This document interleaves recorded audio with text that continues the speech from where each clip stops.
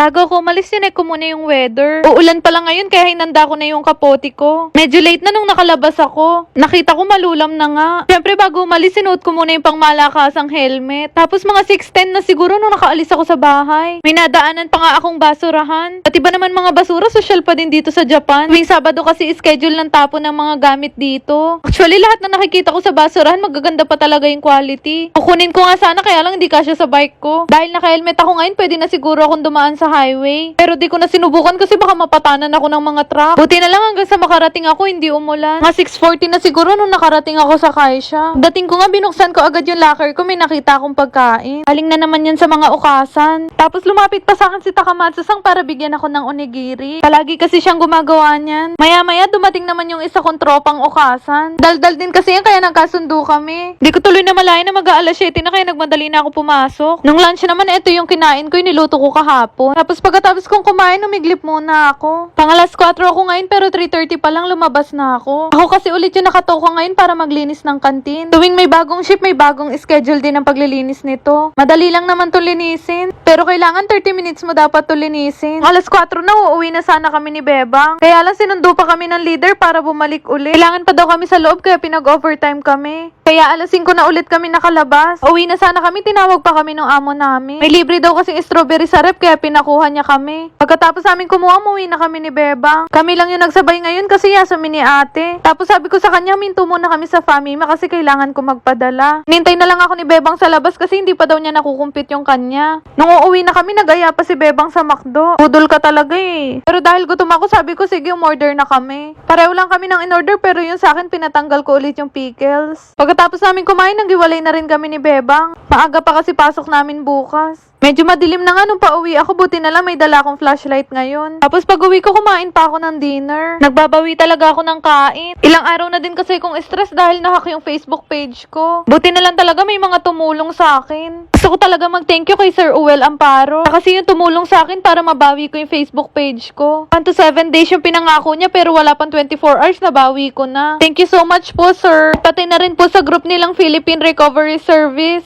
Siyempre po kay Sir Kazmar Kai. Highly recommend talaga ako sa mga taong to. Sila yung kontakin nyo kapag nagka-problem yung mga accounts nyo. Shoutout po pala kay Teacher Cyril. Hi din po kay Kylie. Kay Kazal ng San Luis, Pampanga. Hi po Jessica J. Galarpe. At shoutout din kay Kate. Shoutout din po sa mga Facebook followers ko. Kay Jomar Formanes. Rose Ann Ilaw. Hi po Maria Jonalyn. Kay Rina Cancio. At kay City Aiza. Shoutout po sa inyong lahat. Yun lang naman. Salamat!